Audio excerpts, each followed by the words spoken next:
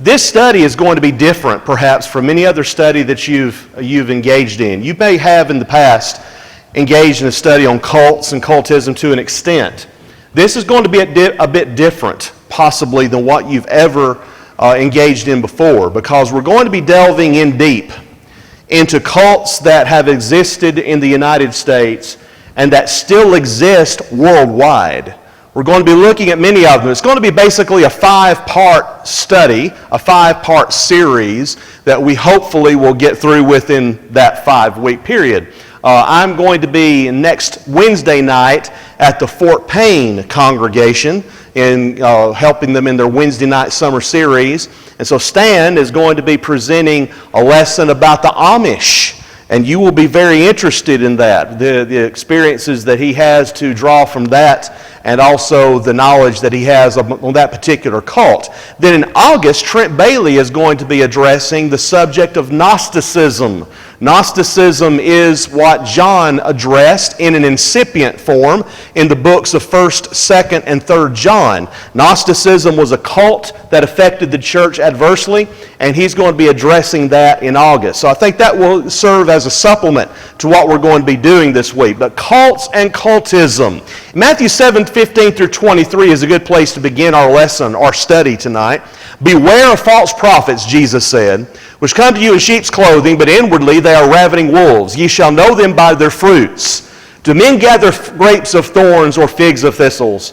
Even so every good tree bringeth forth good fruit, but a corrupt tree bringeth forth evil fruit. A good tree cannot bring forth evil fruit, neither can a corrupt tree bring forth good fruit. Every tree that bringeth not forth good fruit is hewn down and cast into the fire. Wherefore, by their fruits ye shall know them. Not every one that saith unto me, Lord, Lord, shall enter into the kingdom of heaven, but he that doeth the will of my Father which is in heaven. Many will say to me in that day, Lord, Lord, have we not prophesied in thy name? And in thy name have cast out devils, and in thy name done many wonderful works. And then will I profess unto them, I never knew you. Depart from me, ye that work iniquity. It is my conviction that this passage applies tremendously to the cults and cult leaders and those who fall prey into these different cultic organizations that we're going to be examining. Another passage of Scripture which is applicable is 2 Corinthians 11:13 through 15, where the Apostle Paul, in talking about false teachers of the day, said, For such are false apostles, deceitful workers, transforming themselves into the apostles of Christ. And no marvel, for Satan himself is transformed into an angel of light. Therefore, it is no great thing if his ministers also be transformed as the ministers of righteousness, whose end shall be according to their works. I have no doubt, no question in my mind, that those who are in the leadership of these cults fit this to the T. No question about it. And you'll see that as we go through all of the evidence concerning these different groups and these different individuals. 1 Timothy 4:1 and 2 is another place that we need to look at. Now the Spirit speaketh expressly, that in the latter times some shall depart from the faith, giving heed to seducing spirits and doctrines of devils, speaking lies and hypocrisy, having their conscience seared with a hot iron. That describes cult leaders to a T. No doubt. They are those who are seducing spirits and teaching doctrines of devils. But cults are not a new phenomenon. In the early centuries of the Lord's church, the church had to deal with certain cultic groups, such as the Zealots. One of Jesus' disciples was Simon the Zealot. He came from this group which advocated a violent overthrow of the Roman order. And it was a very cultic group. You also had those who were called the Herodians. Yes, there was a group of people who wanted the Herods to be on the throne for perpetuity. They had a cult of personality around the Herod family, all of those that wore that name and sat on those thrones. And then you had the Essenes. The Essenes are a very intriguing group. The Essenes were in what we now know as the Sinai Peninsula, in the Qumran community, And in fact, if you've ever heard of the Dead Sea Scrolls, the Dead Sea Scrolls were found in the Qumran community. The legend goes that there was a shepherd boy that was chasing one of his sheep and got lost, and the sheep went into a cave, and he was afraid to go deep into that cave, so he took a rock and threw the rock into the cave, and he heard the rock crash against something. And when he went in to try to find his sheep, he found him, then he found the rock that he had thrown. It had crashed into a pottery, and inside that pottery was a scroll. And that, of course, opened up into all of the find that they made in the 1940s, the Dead Sea Scrolls. The Essenes were part of that community, the Qumran community, that produced many of the Dead Sea Scrolls, and they're a very tight-knit group. Some say that John the Baptizer might have been an Essene. I think that's a stretch. There were some similarities between him and the Essenes, but there's a lot of significant differences as well. Then you had the Gnostics. I've already mentioned them once. The Gnostics were foretold by John in 1st and 2nd and 3rd John, where he said that those who deny that Jesus Christ is come in the flesh is Antichrist. You know, there's a lot of talk about Antichrist today in religion, about the big Antichrist who supposedly will come at the end of time. John says there are many Antichrists when he was writing, and I would venture to say there are many Antichrists today. There are those that deny that Jesus Christ ever existed, and there are those that deny that Jesus Christ is the Son of God. And so the Gnostics were those of John's day and following in the 2nd and 3rd century, and they were a very cultic group, and they produced several so-called Gospels. If you ever heard of lost Gospels, the lost Gospels of the New Testament, well, they're not lost, and they weren't Gospels. They were fake documents that were written by Gnostics to promote their doctrine and not promote what the New Testament teaches. And then you had the Epicureans. The Epicureans are mentioned in passing in the book of Acts. Paul had to deal with them at Mars Hill, especially Acts chapter 17, where he preached the sermon at Mars Hill. The Epicureans were a cultic group as well. So the early church dealt with all of these different groups of individuals. Then when you come to the Middle Ages, you see a shift in these cultic groups. You have Islam that arises during the Middle Ages. And as we well know, Islam is still with us today. It is a major force in many places in the world, including this country. It's the fastest growing religious group in the United States, which is very concerning to me. Muhammad, who was the originator of that religion, was a very warlike person, and he called for destruction of his enemies through any means necessary. Now, those who promote Islam will contend with that. They'll say, no, Islam is a religion of peace. If you read the Quran, you'll get a very different picture of that. Then in the 19th century, the 1800s, you find some interesting cults that arise. These cults are more utopian societies, utopian communities, such as the Jehovah's Witnesses. The Jehovah's Witnesses is a major religion. It started out as a cultic group. You also have the Christian Scientists, which is neither Christian nor scientific. It was started by Mary Baker Eddy. Science and Health of the Key to Understanding the Scriptures is the book that she wrote that they still follow. Then you have the Mormons. By the way, Nathan Franson is a gospel preacher in California, and he grew up in Salt Lake City. He came out of the Mormon church, and he preaches the truth effectively, and he also goes around the country giving lectures about Mormonism, his experience in Mormonism. He wrote a book called Breaking the Chains recently about his experience in Mormonism, and I highly recommend it to your reading because he addresses the basic doctrines of Mormonism and does it highly effectively. He came to Leaders Connect this year at Faulkner and presented a 2-part series on it. Then you have the Unity School of Christianity, which is another cult that arose in the 19th century. It has since disbanded. But then you've got some interesting groups in the 19th century. You have the Shakers. You've heard of the Shakers? The Shakers were well known to Barton W. Stone. Barton W. Stone, when he was beginning to break away from Presbyterianism and just starting to embrace the restoration of New Testament Christianity, he was fascinated with the Shakers because of their devotion, their piety, and that really intrigued him tremendously. And of course, we know of the Shaker knit, the sweaters that they produce and the different fabrics that they produce, very elaborate. Then you have the Oneida cult. The Oneida cult was a utopian society that arose in the mid-19th century. and they were in existence for about 30 years. And they also, by the way, believed that Jesus had come in AD 70. You knew I was going to bring that in, didn't you? But seriously, they thought that Jesus had come in AD 70, the resurrection had taken place, the judgment had taken place. So at any rate, what they practiced within their cult is, I can't get into it in this mixed setting, but it's very weird. At any rate, they eventually broke up. The Oneida cult broke up, but they had started a fund, a monetary fund that kept on going after the cult had disbanded. Have you ever heard of Oneida flatware and silverware? That's where it comes from. So when you're buying that, you're supporting a cult. No, you're not. No, you're not. It's where it comes from. The money that funded that originally, actually the production of silver is what they were doing, and then it morphed into silverware and flatware. That's where it comes from. And then you have the Amana cult, or Amana, if you want to put it that way.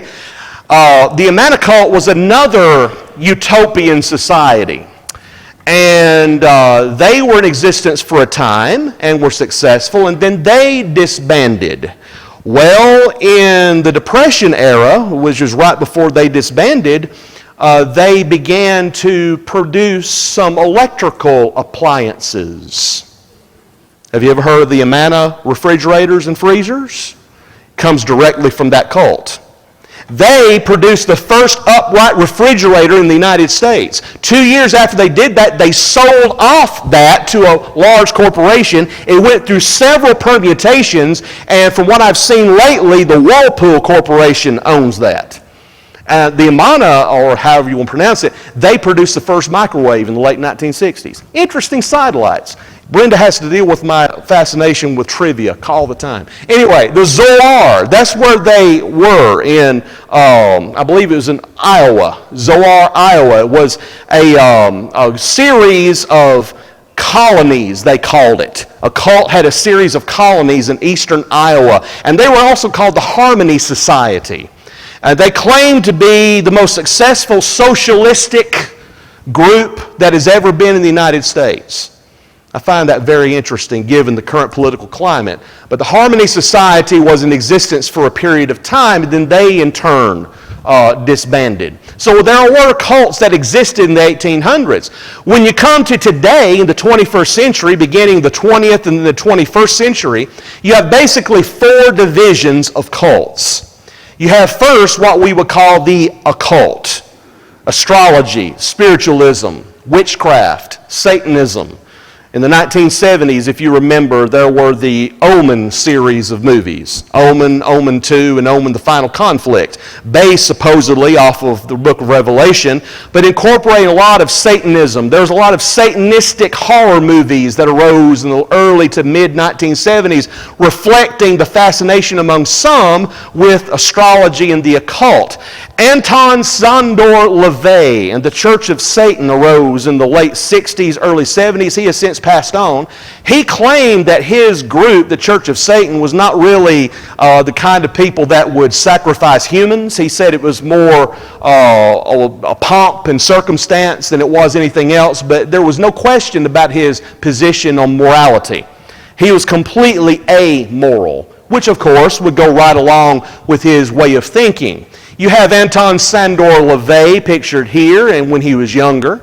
And then this is actually a statue that was erected, or actually displayed in Little Rock, Arkansas, by a Satanistic group. They were protesting the 10 Commandments, and they are trying to go across the country to different capitals and display their statue representing one of the gods, Mahomet, I believe it is, of Satanism, in response to the 10 Commandments. So I find that very intriguing. The Eastern religious background is another division of cults. You have the Hare Krishnas. If you've ever been to an international airport over the years, you've seen Hare Krishnas at work. And then you also have the Divine Light Mission, Maharaji Ji, who has since passed away. And then you also have the Rajneesh movement. The Rajneesh movement still exists, even though the one who formed that movement has since passed on. They called him Osho. There is a documentary that is on Netflix that I do not widely recommend, but it talks about the Rajneesh movement. The Rajneesh movement came from India to Oregon. They tried to take over a town, which they succeeded. They tried to take over the capital of Oregon, which they did not succeed, even though they did assassinate one of the state officials. Their plan was to take over the United States by any and all means necessary. And that international foundation still has many followers overseas. You've seen the Hare Krishnas, I'm sure. And then also Maharaji Ji at his peak in the late 1960s had many followers. And this is Osho. You may have seen him in the early 1980s on 60 Minutes. He was interviewed.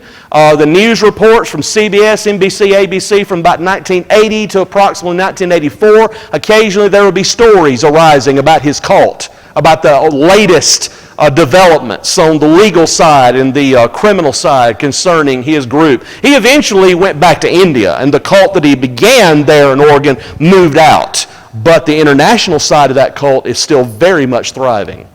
Then you have those that are of a Christian so-called background in the cults today, which would be the main ones that we could look at would be Herbert W. Armstrong and the Worldwide Church of God. We'll be looking at that a little bit more later on. Then you have the Children of God. Again, we'll examine them a little bit more. The Way International, Heaven's Gate, and David Koresh. You remember all these, don't you? Chuck Lucas and the Crossroads movement among churches of Christ. Chuck Lucas, when he began to first come on the radar of brethren, people were impressed with the baptisms that were taking place at Crossroads in Gainesville. People were being impressed by the evangelistic spirit. But the more we began to find out about Crossroadism, the more we became very concerned. I was a student at Freed-Hardeman in the early 1980s when Crossroadism tried to infect its way into the campus. I know that because I saw it with my own eyes and experienced it. Later on, when Brenda and I married, we were going through, the first year after we got married, we were going through some boxes, getting rid of some things. We came across an Auburn Church of Christ bulletin from 1980. Inside that bulletin, we were looking through it and just with interest, and something that caught my eye said, "Be ready for our gospel meeting in June of that year with Chuck Lucas." Chuck Lucas was going to hold the gospel meeting at Auburn in 1980. That's how far it had gone. Interesting. Chuck Lucas and Crossroads tried to affect campuses across the country. There was a young man who, I'll say he was my age, he was a high school classmate of mine in Vernon, Alabama. His mother was a member of the church. His father was not. His mother had been institutionalized and under suspicious circumstances, I might add. His uncle and aunt were members of the church in South Carolina. Jason and I were good friends. I never could really talk to Jason about religion when we were in high school. But after we began college, he went to the University of South Carolina. He was living with his aunt and uncle. And of course, I started at Freed-Hardeman. After my freshman year, I got a phone call. It was Jason. He said, "David," said, "How are you doing?" I said, "Great." He said, "Are you sitting down?"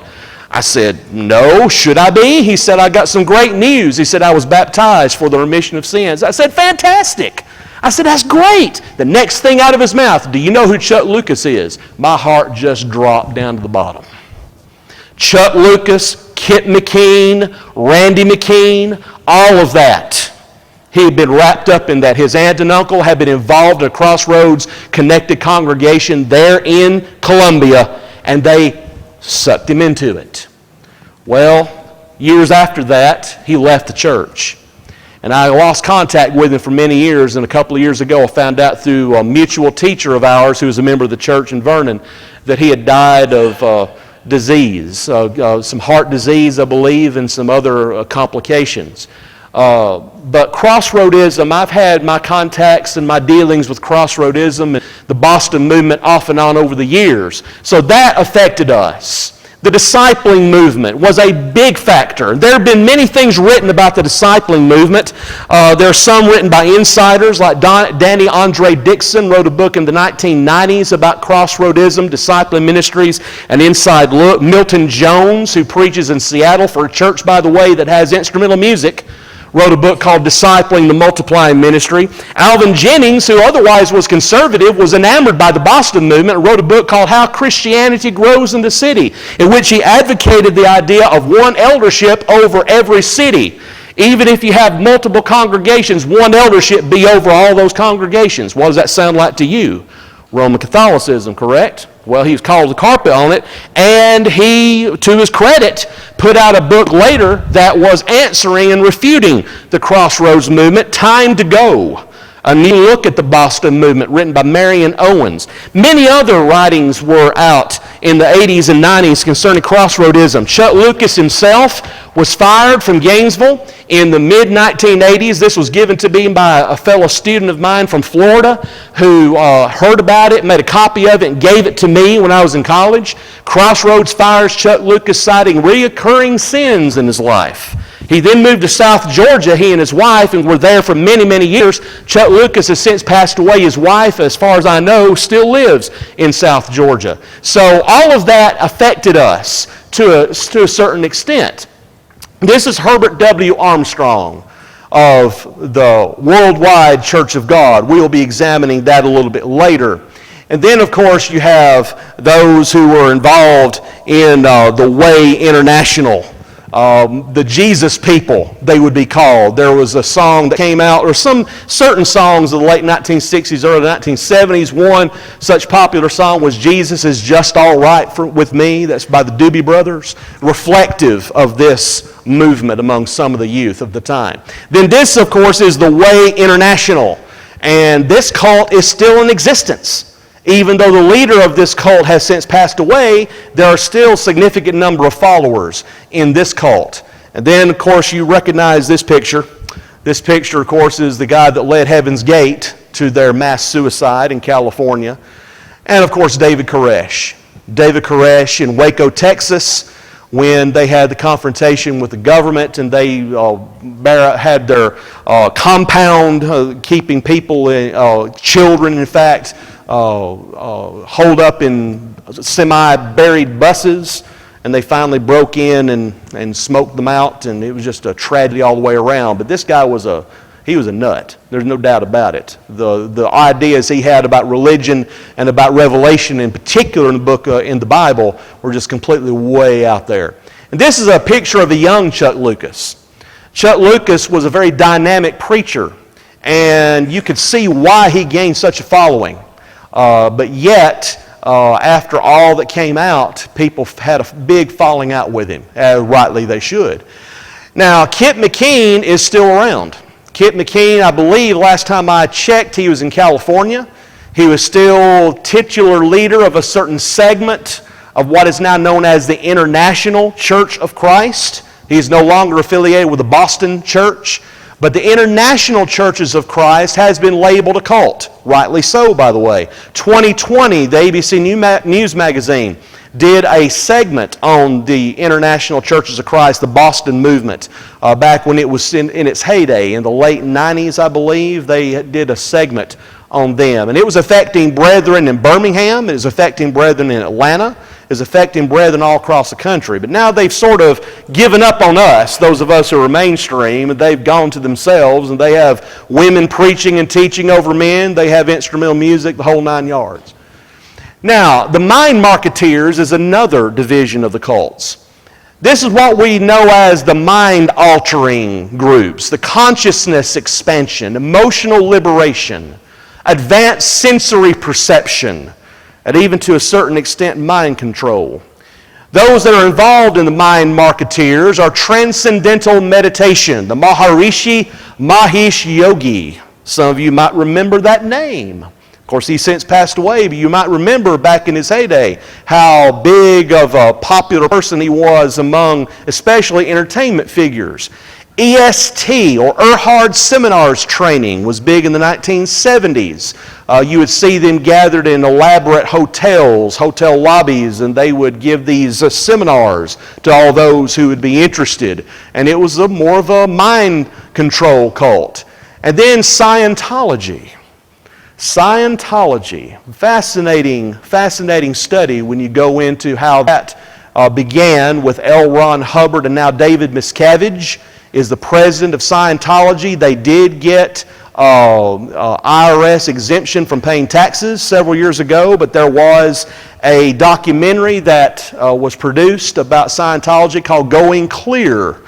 It's something that I can't recommend because of the language used in it, but it's very fascinating to look into how that cult began and the different permutations of it and how it's developed since.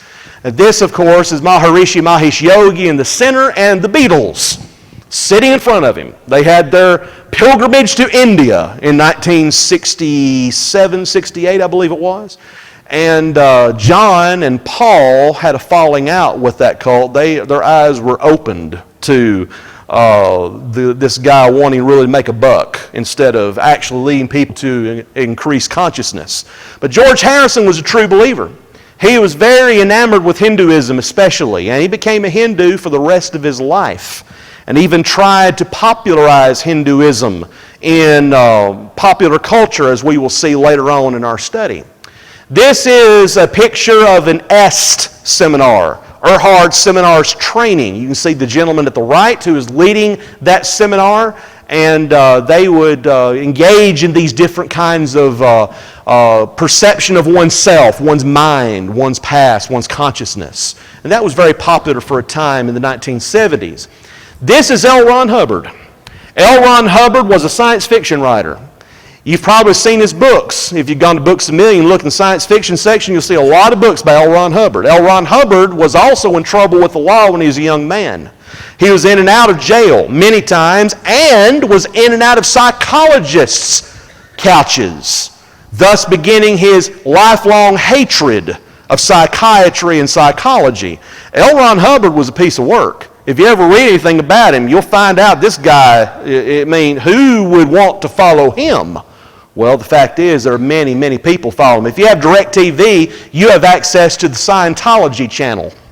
There is a Scientology channel, and it constantly is promoting Scientology. Dianetics is what it was originally called. You'll see that book sometimes. That's the original book that they produced, Dianetics, and then everything else grew out of that. This is David Miscavige, who is the current leader of Scientology. You've heard that Tom Cruise is a Scientologist and John Travolta is a Scientologist. Well, that's true, but David Miscavige is the one that they bow to. David Miscavige is somebody that likes power. He really loves power, in fact. And he's got a lot of things in for those who leave Scientology.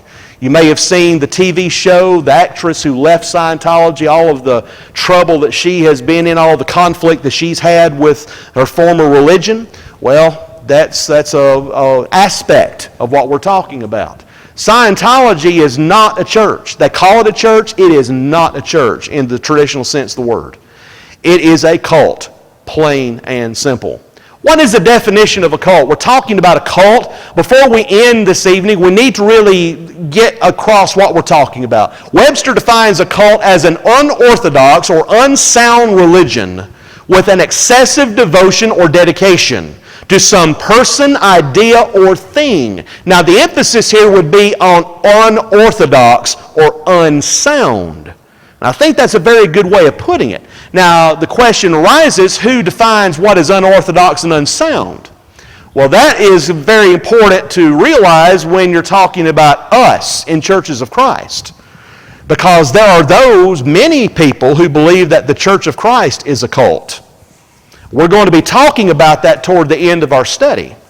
There are cult watch organizations that label us as a cult, plain and simple. We're going to be looking at that once we get there. So whoever defines the terms defines who a cult is in popular definition. Then Dave Breese, in his book Know the Marks of the Cult, says, a cult is a religious perversion. It is a belief or practice in a world of religion which calls for devotion to a religious view or leader centered in false doctrine. It is an organized heresy. And that's a better definition. That gets more specific. But again, who defines what false doctrine is? Who defines what a heresy is? I attended a debate in 1991 between a non-institutional preacher in Bessemer, Alabama, and a leader of the Presbyterian Church, in which this leader was representing a cult watch organization from Birmingham, in which he was trying to say the Church of Christ is a cult, that we are heretical because we don't go by the Philadelphia Confession of Faith. That's why we were a cult, because we didn't follow the confessions of faith. I found that fascinating, and we're going to be talking about them once we get there.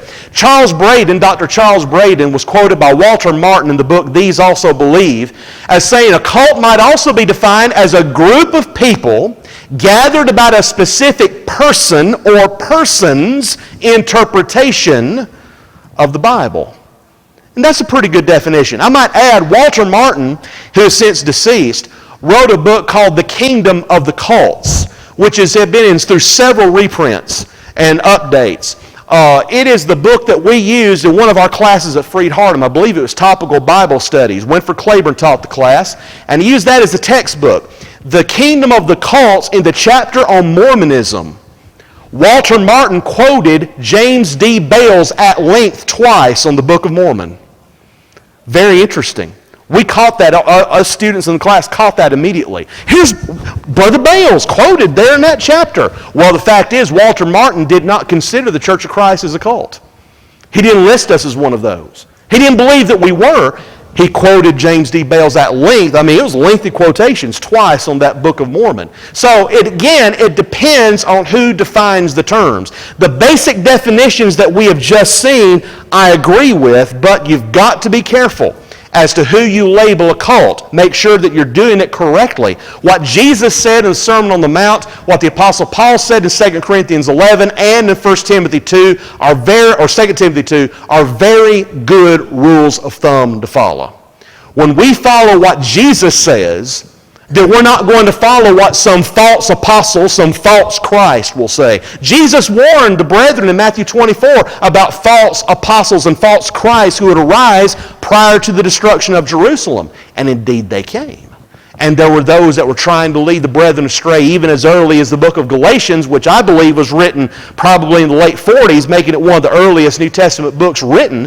Paul was already talking about those who were trying to teach things contrary to the gospel of Christ. He says, though we or an angel from heaven preach any other gospel unto you than that which we have preached unto you, let him be accursed. As we said before, so say I now again, if any man preach any other gospel unto you than that you have received, let him be accursed. The standard that we use is not the confessions of faith. It's not creeds, catechisms, disciplines, and doctrines of men. The standard we use to determine whether something is true and something is false is the New Testament, the gospel. That's what we've got to use. And so when we talk about these cults and these cult groups and cult leaders, those are the things that we need to keep in mind. There are three underlying points of cultism.